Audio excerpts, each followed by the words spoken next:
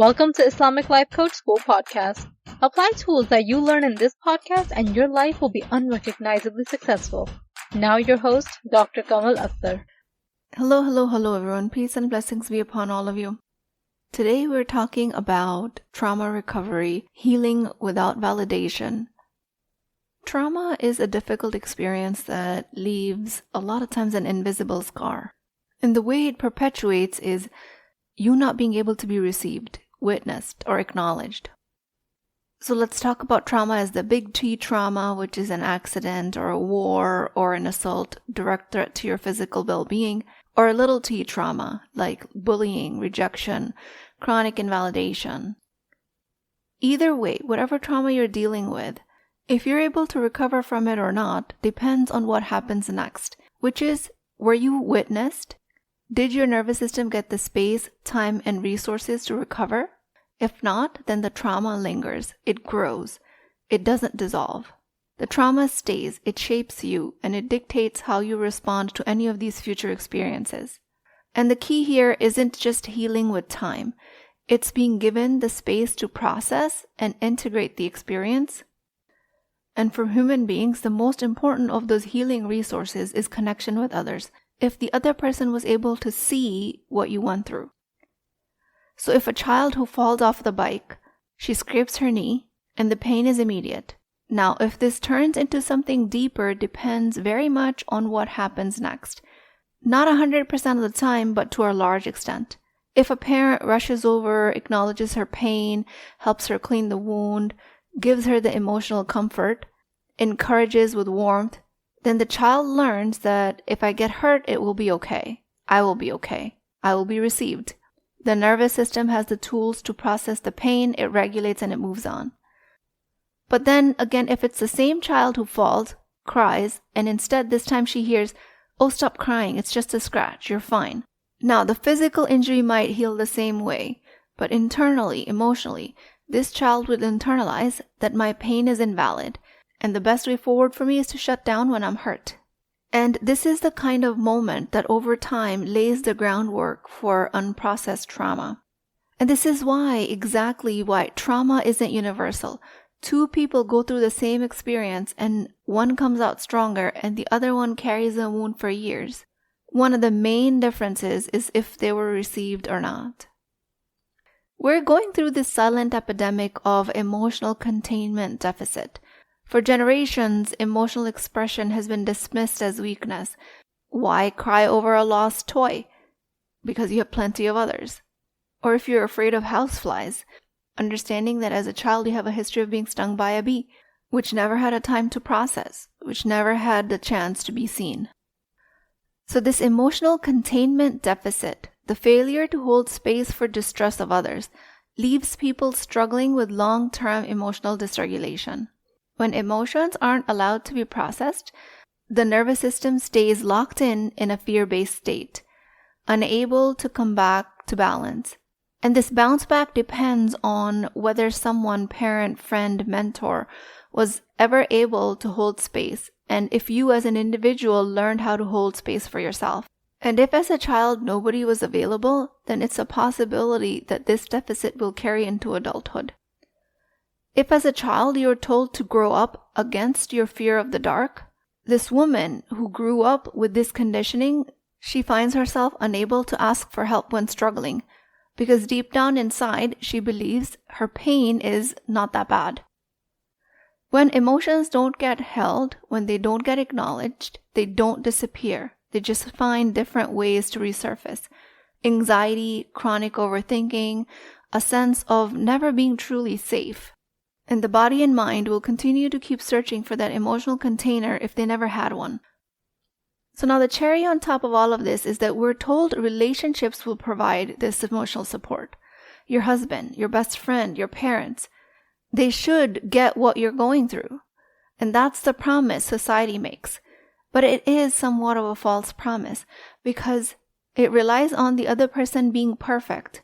It relies on the other human not having any of their own baggage. When you expect others to be your emotional containers, you set yourself up for disappointment more often than not. Not because relationships shouldn't provide support, But because most people that are in these relationships with you were never taught themselves how to hold space for emotions.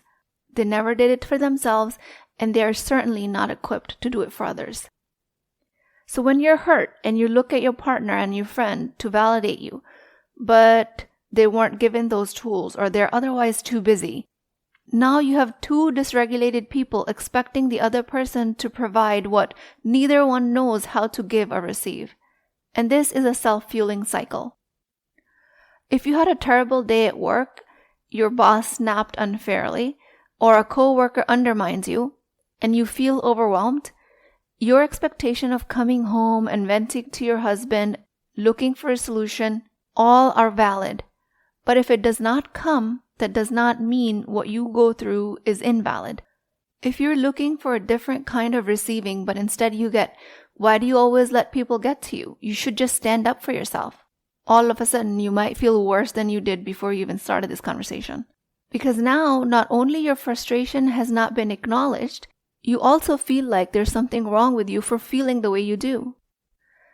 Now, holding space in situations like this is very simple.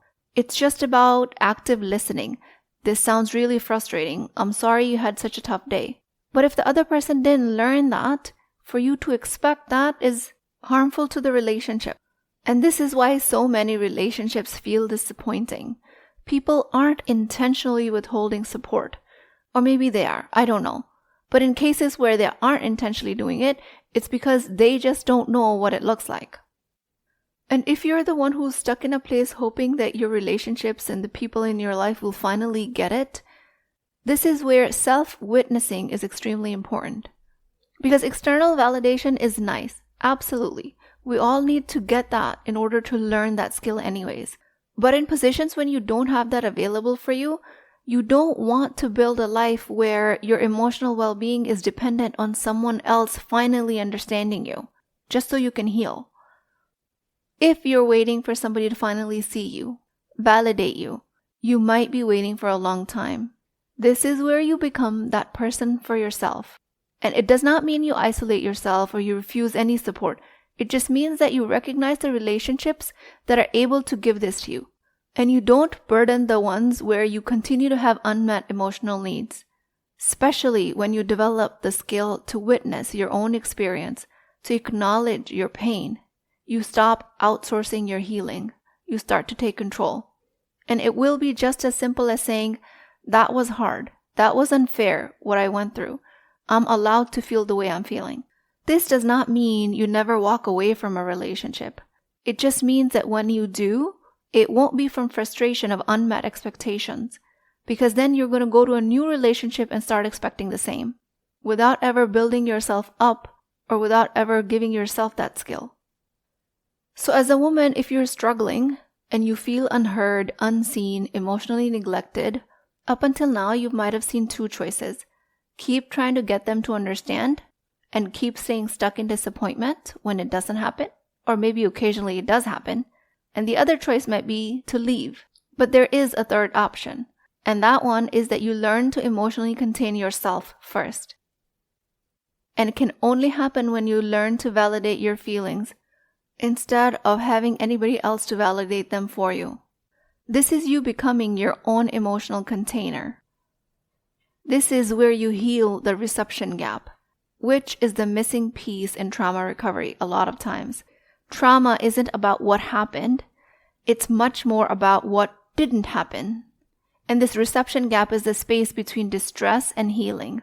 The gap where no one showed up for you and you never learned the skill to show up for yourself. Maybe your caregivers lacked emotional attunement while you were growing up. Maybe your husband shuts down when you express distress. Maybe your relationships feel surface leveled when you actually need depth. And yes, it would have been better if all of that wasn't the case and you were received with empathy. But if you weren't, you still have other valid options. The option being you. You can still fill this gap. You will learn to witness yourself, to offer the validation you never got. And this is what it might look like. Let's say you got off a phone call with an exhausting conversation with somebody who completely misunderstood you. You feel frustrated, your heart's pounding, your emotions are running high. But in the pit of your stomach, you feel a familiar urge. I need to tell this to somebody. Somebody needs to validate me right now. You text a friend. They don't respond. You call a sister. She brushes it off. She's busy. Now the frustration will only grow. On top of it will be loneliness, invalidation. But what if, instead of waiting for someone to acknowledge your feelings, you pause and you say, that was upsetting. Of course I feel frustrated. That was an unfair conversation. And it makes total sense that my nervous system is totally on high alert right now. And you practice that until you're in a place where you don't need anyone else to see this for it to be real. But if you do have it, alhamdulillah, and that's great if you do have that in your relationships. What starts to happen when you do that is you close this reception gap. You acknowledge what happened. You label your emotion. You yourself give it words you wish somebody else gave to you. And when you get better at it by time, something fascinating happens. You start to see people containing your emotions a lot better when you don't need them to. When you detach yourself from a very specific outcome, it starts to happen for you. Resonance deficiency means that emotions never found a place to land. And when that happens over and over, it conditions you to believe that your emotions are inherently too much, too messy, or too inconvenient. And if you're stuck in that, and as an adult you're constantly looking at others to help hold you, then your nervous system is going to be primed for rejection. Every unreciprocated attempt at connection will feel like a confirmation of, see, nobody cares. I am way too much. This is exhausting for others. But this level of resonance is a skill. Being emotionally attuned to another person comes naturally to some, and it's a learned talent for others. But in all of your life, whether you're trying to teach other people this skill or not, you always have yourself to practice it on. And this self-resonance never comes from the past. It starts right now. The moment you recognize what was missing, you create an opportunity to provide it for yourself. You shift from waiting to heal to starting to heal now. People that grew up with severe neglect, and then there are other people that had loving parents who were maybe intermittently emotionally absent. Regardless of the severity, the result is the same: an unheld, unrecognized experience, critical for the moments when you needed acknowledgement. But the reality is that every unheld experience is recoverable. Your emotional reality is never set in stone. It always changes based on how you decide to perceive it. While you can't go back and change things in the past, you can learn to be the person who holds space for you right now. And this path of healing for you will look completely different than anyone else. It might take longer, it might take shorter, it might require different techniques, but that is the path, which is why it's different for everyone. And the moment you stop waiting for someone to finally acknowledge what you went through, you start taking control of it. Your only responsibility is acknowledging to yourself what was hard. Not saying, I should have been stronger, I shouldn't feel this way, I should have handled it better. None of that is witnessing. That is self-dismissal. That's insult to injury. Your job is to say, that was painful, that was unfair, that was difficult, and I'm allowed to feel this. This is your first step towards reparenting yourself, to becoming the person who finally sees what happened to you, not to excuse it, not to obsess over it, but to accept it as real. When you are the one who can't witness your own pain, you're the first person who's fueling the cycle of invalidation. The rest of the world or the most important people in your life might not have held space for you where they should have. But also, don't make the mistake of abandoning yourself too. In the moment you say that was real, it affected me, and that's what matters. You stop gaslighting yourself. You stop pretending that it didn't exist. You let your nervous system process what it's been holding on to for years. And that's when you start to shift from ignoring your pain to integrating it. And that integration is what leads to healing. Every time you hold off on healing because you think they should have been there for me, you're trapping yourself in suppressing this integration cycle. And you're going to continue to hold off on looking for any professional help or any coaching help. You will continue to postpone your own emotional processing, believing that it's someone else's responsibility to help you do it. You do not need somebody to apologize before you heal. You don't need anyone to understand you before you heal. You don't need a perfect conversation. You don't need closure. You don't need a resolution. You just need to stop postponing your own witnessing.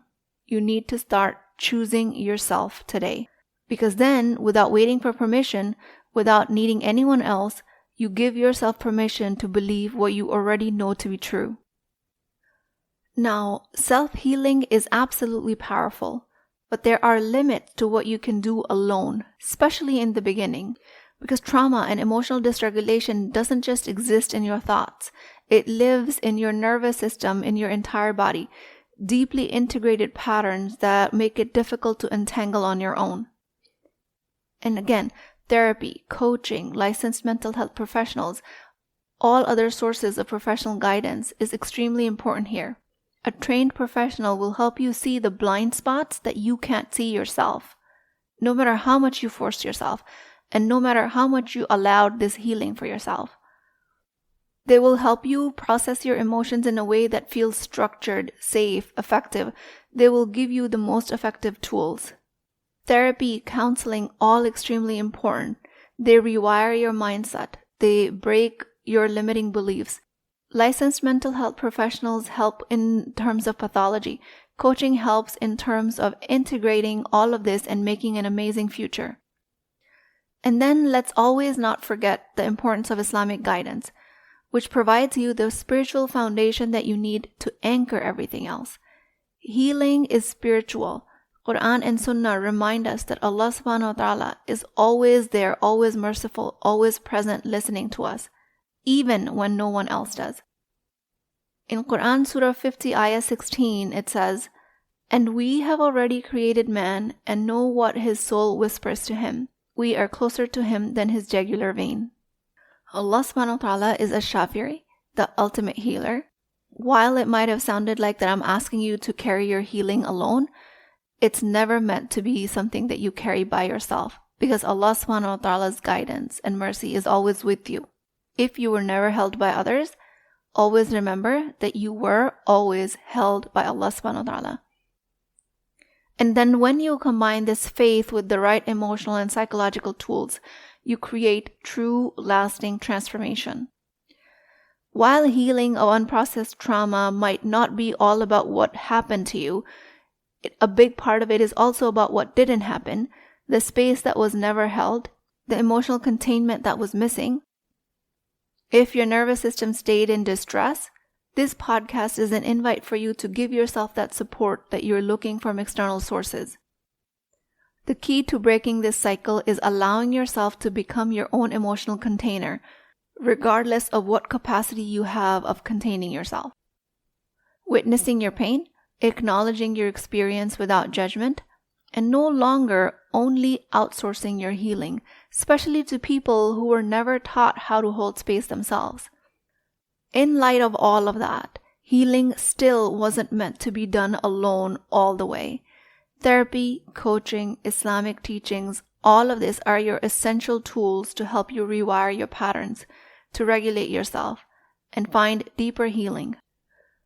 Allah subhanahu wa ta'ala is always holding space for you. We know that because we are always in His mercy. Otherwise, we would cease to exist. Once you're well on your way to becoming a reliable emotional container for yourself, you will see that the same people who couldn't support you before are able to do so. Again, that happens because when you detach from an outcome, the outcome finds you. Because your mind is primed to see support instead of rejection in that case. And then inshallah, everything will start to fall into place. You have never been too much. You were just unreceived. With that, I pray to Allah subhanahu wa ta'ala. Ya Allah, the ultimate healer, allow me to see myself as you have always seen me. Allow me to hold myself as you have always held me. Ya Allah, grant me the strength to witness my pain without judgment. Ya Rahman, fill my heart with self-compassion. Let me find peace in space you always have for me. Guide me to the right support and anchor me in healing of your infinite mercy. Ameen Ya Rabbul Alameen. Please keep me in your du'as. I will talk to you guys next time. If you're interested in getting coached by me, I'm offering a very affordable opportunity to do that with Wisdom Wednesdays. This is not a course, not a lecture. This is an opportunity for live coaching, real change with Islamic adab and etiquette. You do not need more information. You actually need a space to create change. At $19.99 a month, which is the price of takeout dinner, you as a Muslim woman will create confidence, intimacy, and connection without shame or fear of judgment, because your privacy is my highest priority. So join at www.islamiclifecoachschool.com, resources, Wisdom Wednesdays. I'll see you inside, inshallah.